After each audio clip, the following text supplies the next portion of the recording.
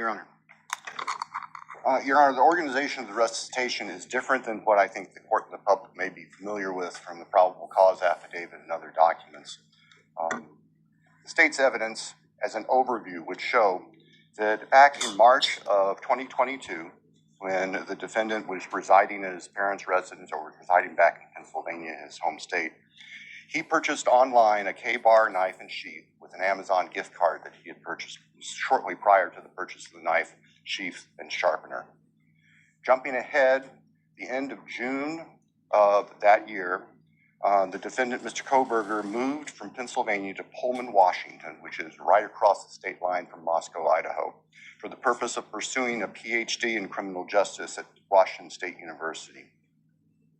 The state's evidence would indicate that beginning July 9th of 2022, Mr. Kohberger's phone began connecting to a cell tower that serves the area of the 1122 King Road residence in Moscow, Idaho. Now, I will acknowledge for the court and all present that there are many residences in that area. It's a dense population of mostly college-related occupants. Between July 9th of 2022 and November 7th, the defendant's phone connected to that particular tower during late night, early morning hours, 10 p.m. to 4 a.m., on approximately 23 times. This is the perfect personalized gift. You can personalize them with names of the people you care about and on approximately 23 times. Now, I will acknowledge also, we do not have evidence that the defendant had direct contact with 1122 or with residents of 1122, but we can put his phone in that area on those times. In the interim, on August 22nd of 2022, Lake Tahoe County Sheriff's Deputy Darren Duke conducted a traffic stop in the early morning hour or late evening hours, about 11 p.m. On the west side of Moscow, on the Moscow-Pullman Road. This was the traffic stop of Mr. Kohberger's car, which turned out to be a 2015 white Hyundai Elantra with Pennsylvania plates. During the course of the traffic stop, Deputy Duke was able to obtain Mr. Kohberger's name, Bryan Kohberger, his phone number, and his address, which at that point was an apartment address in Pullman. We then move to the early morning hours of November 13th, 2022. The state's evidence would show that early morning hours on that day, Mr. Kohberger's phone left his Pullman residence, which is an apartment in kind of the central northwest part of Pullman. That phone was then subsequently turned off at approximately 2:54 a.m. and remained off until approximately 4:48 a.m. on Sunday, the 13th of November. The state's evidence would include a trial, video surveillance of a business on the Moscow-Pullman Highway, just across the state line from Moscow. It would show a vehicle matching the description of the defendant's Hyundai Elantra entering Moscow at approximately 3:02 a.m. Compiled surveillance that the investigators put together from businesses and residents then show the defendant's car, the white Elantra, as I've described, circling the 1122 King Road area, that neighborhood, starting around 3:30 or so in the morning. Comes into the immediate area of 1122 King Road, which is actually on a dead end, and then leaves several times. At approximately 4:05 that morning, the defense car had entered that area, was leaving, stopped at the intersection of King and Queen Road, did a U-turn, and the state's evidence would show that the defendant's car came back and parked behind and above the 1122 King Road residence. The state believes that its evidence would then show that the defendant entered the residence of 1122 through the kitchen sliding door on the back side of the residence, which is the side of the residence that would face the area above where the defendant's car was parked. The defendant entered the residence, went to the third floor, and with a knife, killed Madison Mogan and Caitlin Gonzalez. The defendant, as he left that room, for whatever reason, ended up leaving, or the sheath for a K-bar knife was left on the bed next to Madison Mogen's body. And I can jump ahead. That sheath was tested by the Idaho State Police Forensic Lab, and single source male DNA was found on the snap of that sheath, as well as blood from both Kaylee and Madison and other trace evidence. But it's important to note single source male DNA was on the snap of that sheath. The state's evidence would show that Xana Knodel was still awake at this time. In fact, had taken a DoorDash order not long before this started. Her room was not on the third floor. It was on the second floor on the west side. As the defendant was either coming down the stairs or leaving, he encountered Xana, and he ended up killing her, also with a large knife. Ethan Chapin, Xana's boyfriend, was asleep in their bedroom, in her bedroom, and the defendant killed him as well with a large fixed-blade knife. Each victim suffered multiple wounds. I will state for the record that there is no evidence there was any sexual component or sexual assault on any of the victims. I want to make that clear so there's no speculation. There were two other roommates in the house, and they were already asleep. During the course of this, one of those roommates awoke, looked out her door not knowing what was going on, and saw the defendant, who was dressed in black with a black balaclava on, holding some sort of container in his hand. And she saw him leave the house through the direction of the kitchen where that sliding door is that I mentioned before. At approximately 4:20 that morning, so this would have been 15 minutes or so later, the defendant's car is seen on a surveillance camera for 1112 King Road, which is immediately next door to the west of 1122, leaving the area at a high rate of speed. And if the court were to see that, or anybody in this courtroom would see that, you can see the car almost loses control as it makes the corner, heads north, and then turns to go south on Walinta, which is one of the only ways to get. Do you know the UK landlord's nasty little secret? Say, have you got mouldy... Heads north and then turns to go south on Walinta, which is one of the only ways to get out of that part of town. The evidence would show that following that, the defendant in his Elantra drove south of Moscow. We know that he drove on the back roads because there are surveillance cameras on the main highways, Highway 95, that would have picked up the defendant's car if he'd gone that route. And they did not show the defendant's car on that route during the time. So we know that he went through a variety of back roads in very rural, isolated part of Latah County. About 4:48 that morning, the defendant's phone comes back on. And the evidence will show that that phone was located south of Moscow, likely at a side road intersection with Highway 95. From there, the defendant's phone activity tracks heading back north towards Pullman, Washington, where the defendant lived.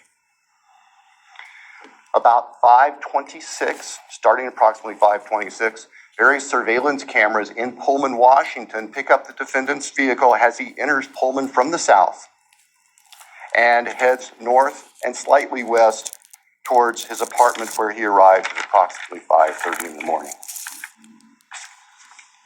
Later that morning, Sunday, the 13th of November of 2022, Mr. Kohberger's phone returned to the area of King Road. We don't know exactly what he did, but it returned to that area. It's about 9 o'clock in the morning.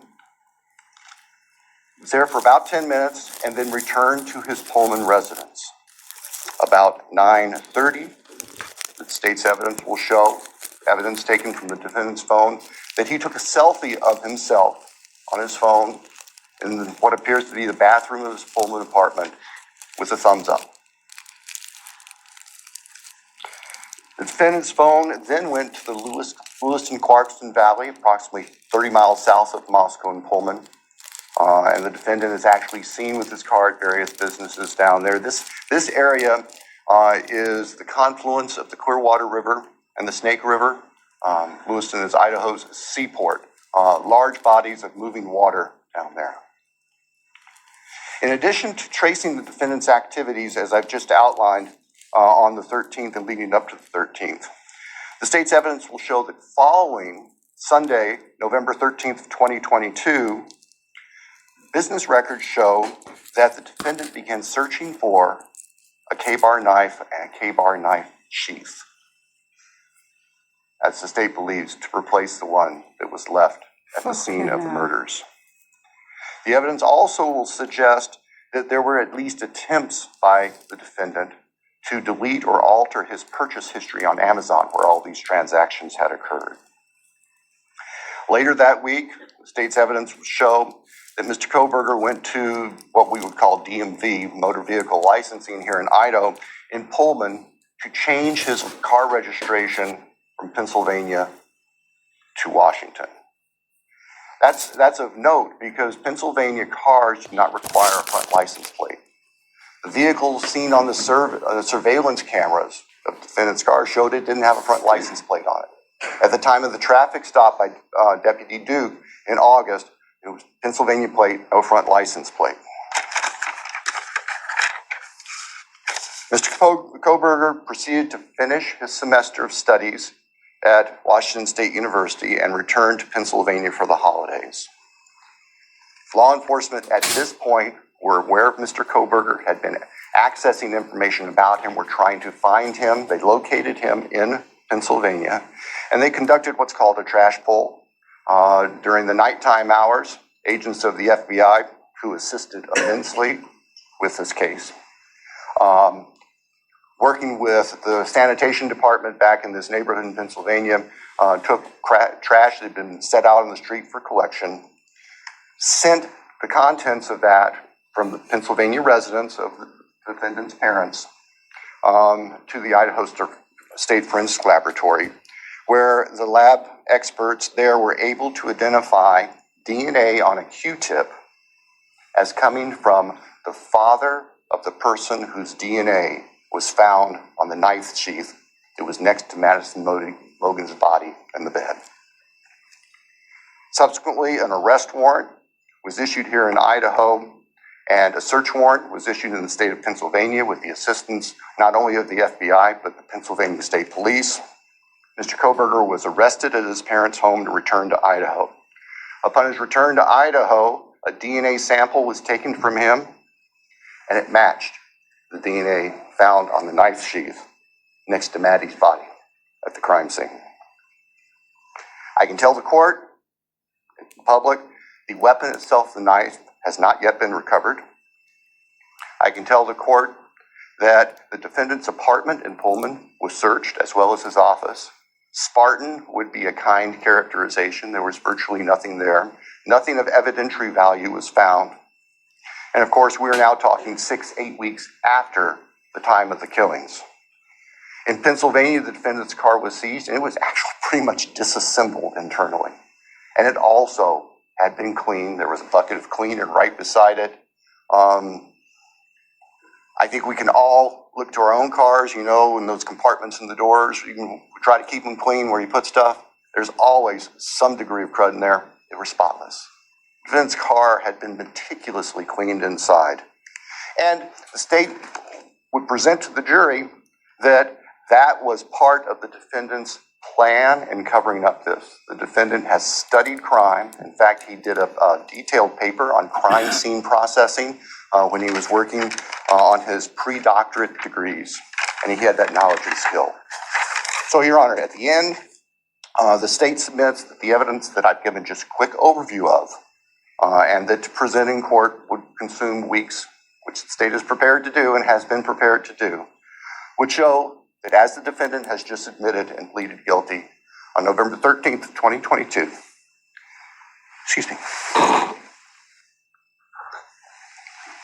Mr. Kohberger entered the residence of 1122 King Road in Moscow, Idaho. He did that with the intent to kill. We will not represent that he intended to commit all of the murders that he did that night, but we know that that is what resulted, and that he then killed intentionally, willfully, deliberately, with premeditation, and with malice forethought, Maddie Mogan, Kaylee Gonzalez. Ethan Chapin and Santa Cruz. Thank you. Thank you.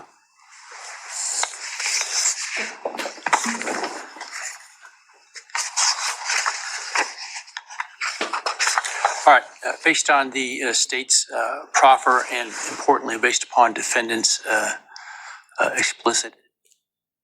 If something important was going to happen in your life and no one warned you, would you? Importantly based upon defendant's explicit admission to committing these crimes, the court finds there is a factual basis. Therefore, with respect to count 1, burglary, felony, how do you plead, Mr. Kohberger, guilty or not guilty? Guilty. As to count 2, murder in the first degree, as it relates to the murder of Madison Mogan, how do you plead, guilty or not guilty? Guilty. As to count 3, as it relates to murder in the first degree for the murder of Kaylee Gonsalves, how do you plead, guilty or not guilty? Guilty. As to count 4, the first degree murder of Xana Kernodle, a human being, how do you plead, guilty or not guilty? Guilty. As to count 5, the first degree murder of Ethan Chapin, a human being, how do you plead, guilty or not guilty? Guilty. Right. The court will find that the defendant understands the nature of the charges and each offense and the possible consequences to him of his guilty plea. The court finds that there is a factual basis for the plea and that finds the defendant believes the plea to be in his best interest.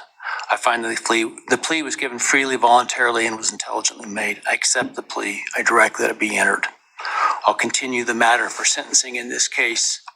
I think it was mentioned on the call Monday afternoon the defense wishes to waive a pretrial investigation. Is that accurate? Yes, Your Honor. The state also? Yes, Your Honor, the state does not believe pre-sentence investigation is needed given the evidence that is available. We want to, though, make sure that all of the victims have the opportunity to make statements to the court at sentencing. Absolutely. And certainly both the state and the defense may present whatever sentencing memorandum and other documents you wish me to consider. The victims will be given an opportunity to provide the statements that they wish to at sentencing. Do we need more than one full day for sentencing? I do not believe so, Your Honor. We have numerous victims, and we have victims who share unique perspectives on this, and we want to make sure that they all have time to express their feelings to the court. But I believe that if we can start perhaps 8:30 or so in the morning, that we should be able to complete it all in one day. Defense agree with that in terms of the time frame? Yes, Your Honor. All right. So as it happens, we have some time reserved in this case in July and August. The week of July 22nd is available. I don't know if that's too soon for the parties or the next week, the week of August 4 is available. Any preference? Your Honor, we're prepared as soon as the court wants to schedule it. The state, I believe, would be prepared on the 22nd. Right. We've told the victims' families that we're looking at approximately those dates. All right. So because of the plan to bring in so many jurors to fill out questionnaires, I had ordered that no other trials could take place in this courthouse the week of July 22nd. And so we will use that in terms of the sentencing date because of what I'm sure will be the significant interest of the media and the public and the logistics that will be required to make that happen. Without trials going, it'll be a lot easier to do that. So let's pick that week. Why don't we pick July 23rd with the idea that if for some reason we don't finish, we could continue into the 24th. We'll start at 9 in the morning. So, does that give your team enough time, Sandra? 9 in the morning? All right. Any concerns with that date? No, Your Honor, thank you. No, sir. All right.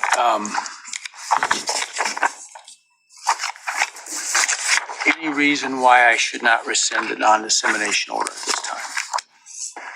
You're right. I think that given the history of this case, it would be best if that remained in place through sentencing. So we have time to make sure there's the ability to completely answer questions. That would be the state's preference and recommendation. We'd have no objection for the order to remain in place through All right, I will, at this point, the idea to keep it until sentencing, which time it would be withdrawn in order to give the parties the space and time to prepare to meet what I'm sure will be the deluge of media requests. That's at least my preliminary decision at this point. We can always revisit if it seems to be, for some reason, I should. That said, obviously, I don't think the defendant, a bond was ever set for the defendant. Were it would be revoked. The prior order allowing him to come in civilian clothes is revoked, given his plea and no longer the presumption of innocence. And in fact, now the actual conviction for the crimes. He will continue to be held at the jail pending sentencing. Is there anything else today? No, Your Honor. Thank you. I assume that the trial date will be vacated. The trial and those 4 jurors will be released. The trial will be vacated, and I'm sure that the jury commissioner will get word to those that receive their summons that they won't be required to attend. So that said, again, if you would all please wait for the parties and the victims' families